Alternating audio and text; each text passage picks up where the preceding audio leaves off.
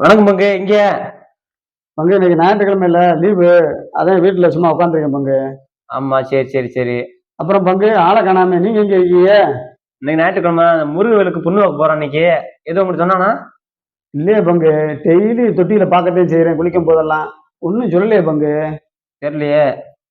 அவன் கிடக்கான் பங்கு. அவன் பேப்பர்ல பொண்ணுண்டு எழுதி கொடுத்தாவே அதை டவுசர் பையில வச்சுக்கிட்டு 4 நாளைக்கு டவுசரை துவைக்கவே மாட்டான். நம்ம ஒரு தடவை கூட கோயம்புத்தூர் வேலைக்கு போயிருந்தோம்ல, லேடிஸ் ஹாஸ்டலுக்கு. ஆமா.